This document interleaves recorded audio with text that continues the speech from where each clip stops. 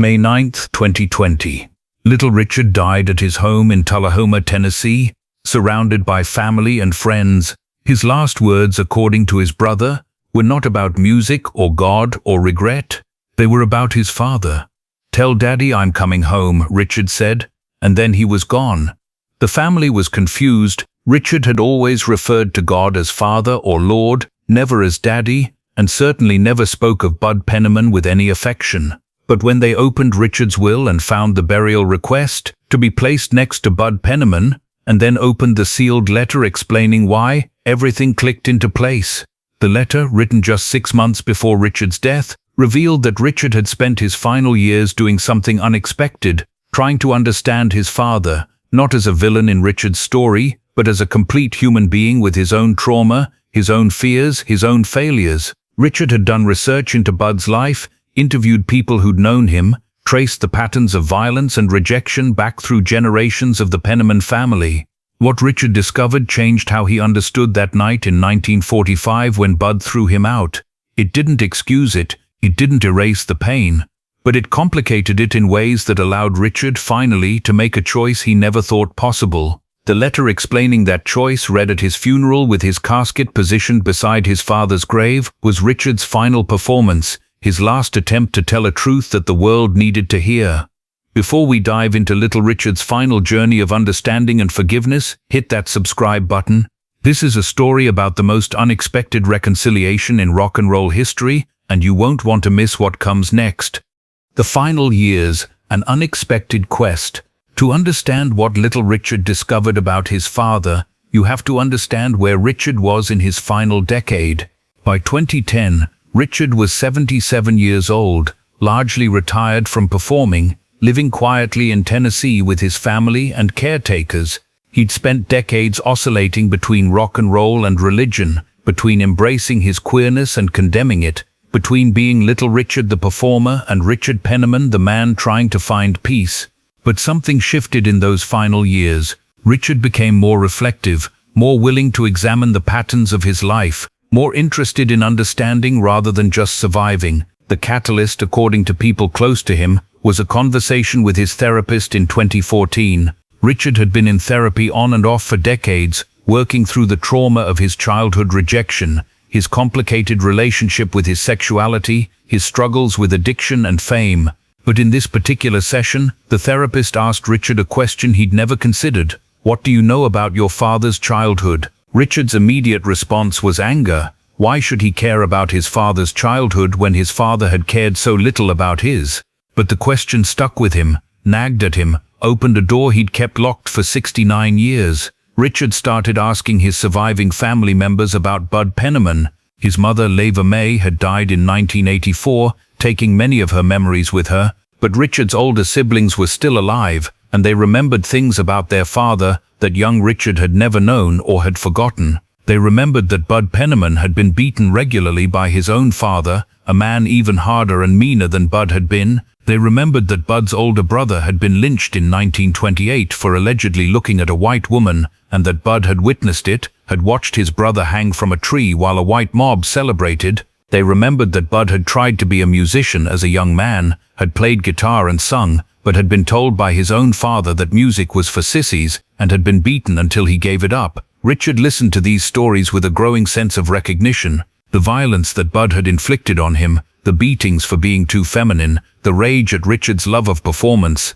the ultimate rejection when Richard was caught in a dress, suddenly had a context. It didn't excuse anything. Bud had made his own choices, had chosen violence over love, had chosen to replicate the trauma done to him rather than break the cycle. But it complicated the simple narrative Richard had carried his whole life, the story where Bud was pure villain and Richard was innocent victim. Richard began doing research, tracking down people who'd known his father in Macon in the 1930s and 40s. Most of them were dead, but he found a few elderly people in nursing homes who remembered Bud Penniman. What they told him painted a picture of a man trapped by the brutal expectations of black masculinity in Jim Crow, Georgia, a man who'd learned that showing any softness, any emotion, any deviation from a rigid masculine code was a death sentence. Bud had survived by being harder, tougher, more violent than the white supremacist system that wanted to destroy him, and when his own son showed qualities that Bud had learned were dangerous, femininity, emotional openness, artistic sensitivity, Bud had reacted with the only tool he knew, violence and rejection. The letter, 6 months before death. In November 2019, Richard sat down and wrote the letter that would be sealed with his will. He was 86 years old, his health failing, knowing he didn't have much time left. The letter was 12 pages long, handwritten in Richard's shaky but deliberate script.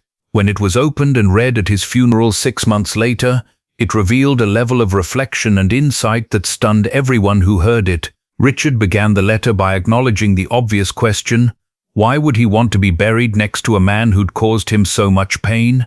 He wrote about the night in 1945 when Bud threw him out, how those words, "I'd rather have a dead son than a sissy son," had echoed through his entire life, had shaped his career, his relationships, his endless oscillation between self-expression and self-denial. He wrote about the decades of anger, the fantasies of confrontation, the times he'd wished his father could see his success and know that the son he rejected had become more famous than Bud could ever imagine.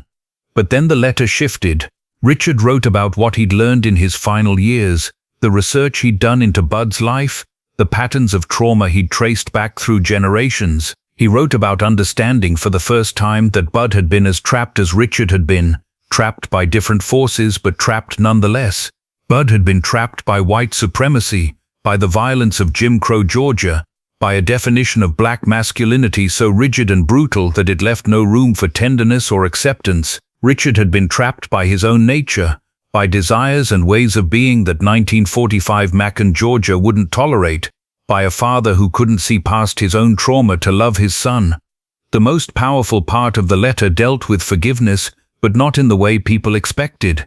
Richard wrote that he hadn't forgiven Bud, not in the sense of saying what Bud did was okay or understandable or forgivable. The rejection had been wrong, the violence had been wrong, the choice to prioritize rigid masculinity over love had been wrong. Richard hadn't forgotten any of that, hadn't decided it didn't matter. What Richard had done instead was something more complicated. He'd decided to understand the full context of Bud's choices while still holding him accountable for them. He'd decided to see Bud not as a one-dimensional villain, but as a complete human being who'd done terrible things for complicated reasons. And Richard wrote about his decision to be buried next to Bud. It wasn't about reconciliation, not really. It was about refusing to let the story end with rejection. Bud had thrown Richard out, had said he'd rather have no son than the son he had.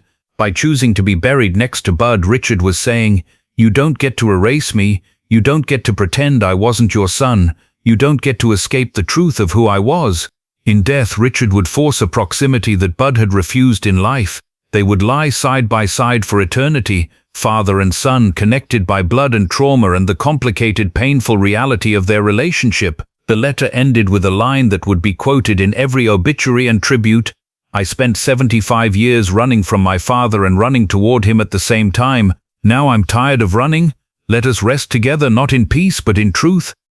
The funeral, May 15th, 2020. Oakwood University Memorial Gardens in Huntsville, Alabama, is a beautiful cemetery, rolling hills and old trees, the kind of place that feels peaceful even in grief. It's also where many members of the Penniman family are buried, including Bud Penniman, who'd been laid to rest there in 1952 after being shot in a bar fight in Macon. His grave had sat relatively unvisited for 68 years, marked with a simple headstone that listed his name and dates, but nothing else. No loving epitaph, no indication of the family he'd left behind. Little Richard's funeral was held on May 15th, 2020, under restrictions due to the COVID pandemic. Only a small group could attend, immediate family, a few close friends, some representatives from the music industry. The service was simple, reflecting Richard's final wishes. Gospel music played, the kind Richard had sung during his years as Brother Richard. Several family members spoke, sharing memories of Richard's generosity, his humor, his complexity, but everyone was waiting for the reading of the letter, the explanation for the burial decision that had confused and fascinated everyone who'd heard about it. Richard's brother Charles Penniman Jr. read the letter aloud to the assembled mourners. It took nearly 20 minutes to get through all 12 pages, and by the end almost everyone was crying. Not gentle tears, but the kind of crying that comes from hearing a truth that's painful and profound and necessary.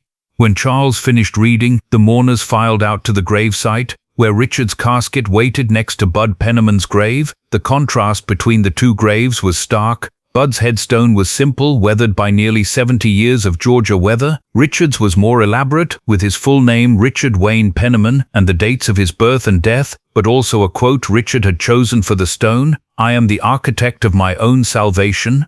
Next to these words, at Richard's request, was a smaller inscription: "Son of Charles and Leva May Penniman, not survivor of or victim of, just son of," an acknowledgement of connection, of biological truth, of a relationship that had shaped him for better and worse. As Richard's casket was lowered into the ground, positioned exactly as he'd specified, parallel to Bud's grave, close enough that the headstones were only feet apart, one of Richard's close friends later recounted thinking about the symbolism of it all. These two men, father and son, who'd been separated by rejection and pain for 75 years, were now bound together in the most permanent way possible. Bud couldn't escape the truth of who his son had been. Richard wouldn't let him, and Richard, for his part, had chosen not to escape either, had chosen to claim his place in the Penniman family line despite everything Bud had done to erase him from it. Understanding the choice. In the months after little Richard's funeral, as the letter became public and people began discussing its contents, there was vigorous debate about what Richard's burial choice really meant. Some saw it as the ultimate act of forgiveness, a son extending grace to a father who didn't deserve it. Others saw it as an act of defiance, a son forcing his father to acknowledge him even in death. Still others saw it as tragic, a man so damaged by childhood rejection that he couldn't escape his father even after death. But what most of these interpretations missed, what Richard's letter made clear if you read it carefully, was that the burial decision wasn't really about Bud at all. It was about Richard himself, about the story he wanted to tell about his own life. Richard could have chosen to be buried anywhere, next to friends, near other music legends, in a place with no connection to his family. By choosing to be buried next to Bud, Richard was making a statement about identity, about inheritance, about the impossibility of escaping where you come from, even when you come from has tried to destroy you. Richard's letter made this explicit. He wrote about spending his entire life trying to prove himself to a father who couldn't accept him, alternating between desperate attempts to be worthy of love and angry declarations that he didn't need Bud's approval. Even decades after Bud's death, Richard was still wrestling with him, still arguing, still trying to make him understand. The burial decision was Richard's way of ending that endless argument, not by winning it or losing it, but by accepting that it would never be resolved, that he would always be both the son Bud rejected and the superstar Bud never got to see.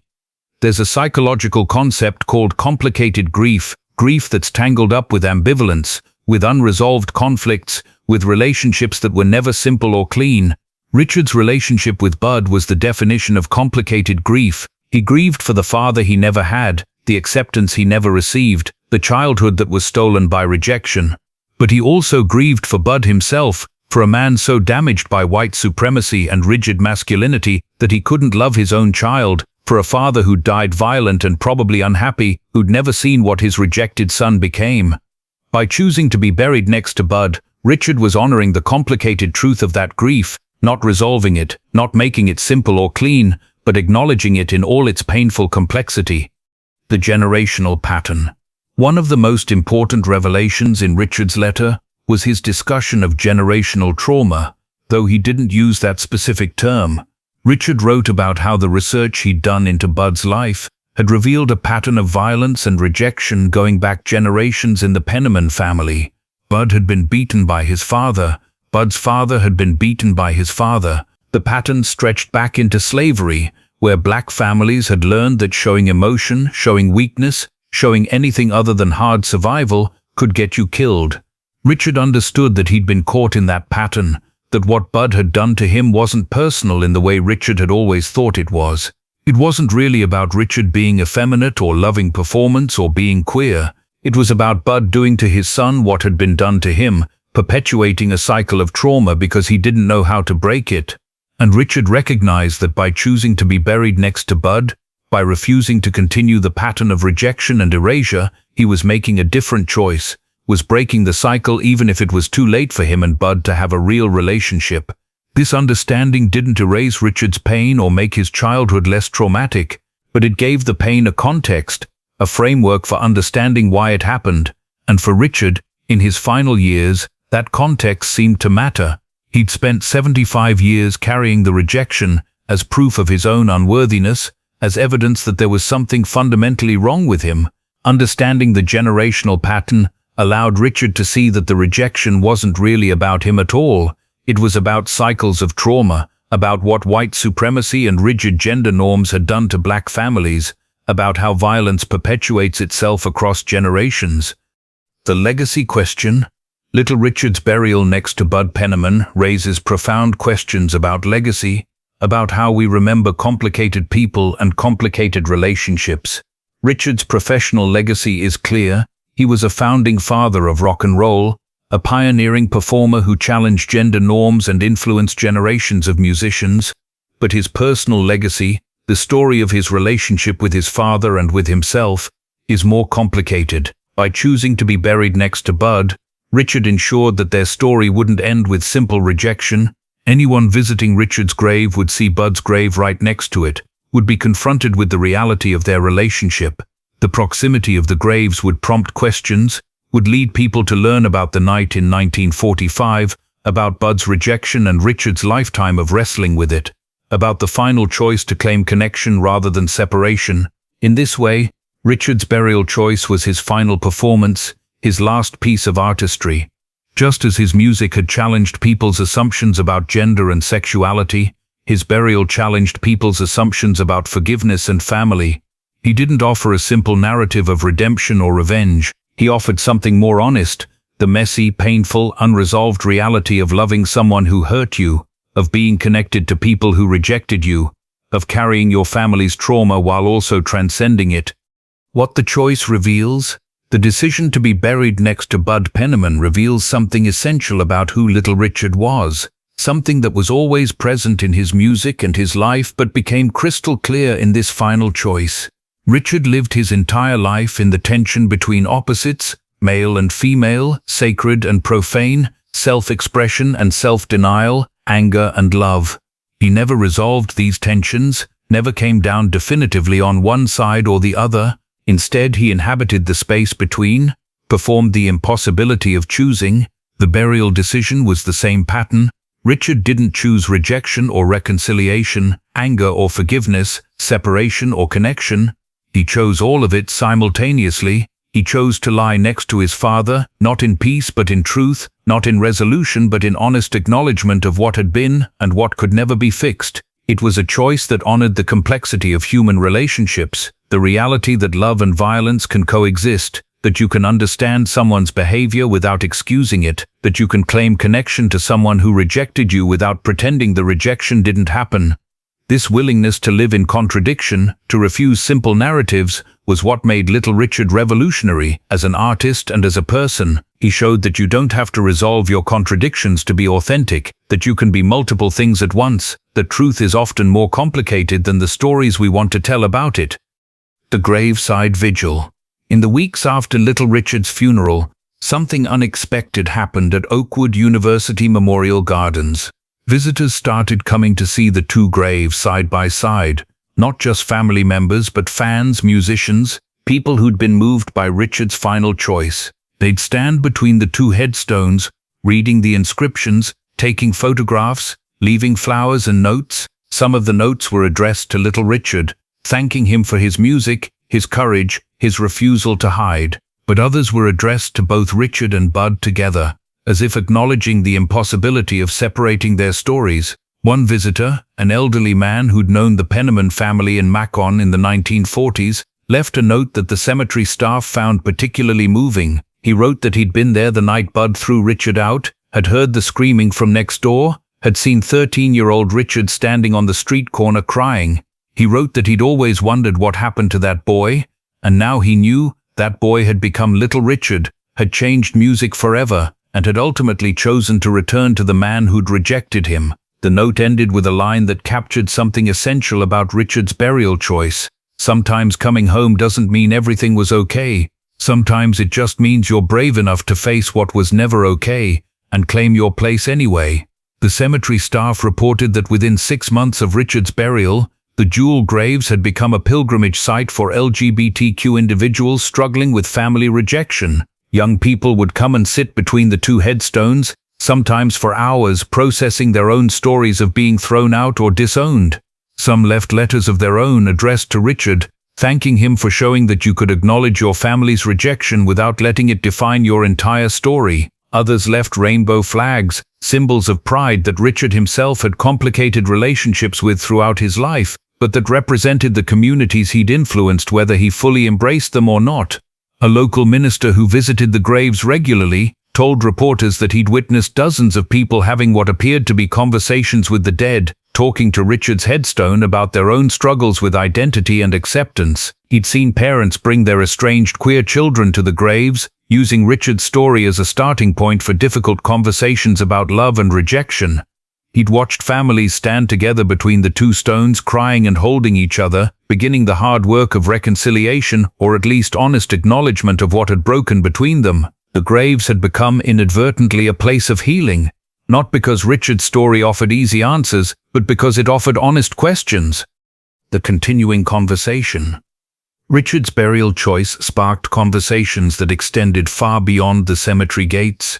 Theologians and religious scholars debated what Richard's letter revealed about forgiveness, about whether understanding someone's trauma obligated you to forgive their violence. Some argued that Richard had achieved a kind of grace, a way of holding both accountability and compassion simultaneously. Others maintained that the burial choice represented ongoing trauma, an inability to fully separate from an abusive parent even in death. Both interpretations had validity, and Richard's letter was sophisticated enough to support multiple readings. The final truth. May 9, 2020. Tell Daddy I'm coming home. Those were little Richard's last words, and they meant exactly what his burial choice meant, not that he was going to heaven to be reunited with a loving father, but that he was going to claim his place in the family line, to lie down next to the man who'd rejected him and say, I'm still here, I'm still your son, you don't get to erase me. The letter Richard left behind, read at his funeral as his casket was lowered next to Bud Penniman's grave, was his explanation, his final testimony, his last attempt to tell a truth that most people don't want to hear. The truth that forgiveness is more complicated than we pretend. The truth that understanding doesn't equal excusing. The truth that you can love someone who hurt you while still holding them accountable for the hurt. The truth that family relationships are often messy and painful and unresolved, and that sometimes the best we can do is acknowledge that reality rather than pretending it's something else. Little Richard spent 75 years between the night Bud threw him out and the day he died. He spent those years becoming one of the most influential musicians in history, challenging gender norms, surviving in an industry that exploited him, oscillating between embracing and condemning his own identity. And in the end he chose to spend eternity next to the man who'd started it all, the father who'd rejected him and thus set him on the path to becoming Little Richard. It wasn't forgiveness, it wasn't revenge, it was something more honest and more complicated, an acknowledgement of connection, a refusal to let rejection have the final word, a claim of place in a family line despite everything that had been done to erase him from it. In death as in life, Little Richard refused to be simple, refused to resolve his contradictions, refused to tell a story that was easier than the truth. And the truth was this: Charles Penniman, known as Bud, threw his son out in 1945 for being himself. Richard Wayne Penniman, known as Little Richard, spent 75 years running from and toward that rejection. And in the end Richard chose to rest beside Bud, not in peace but in truth, forever bound together by blood and trauma and the terrible complicated reality of being father and son.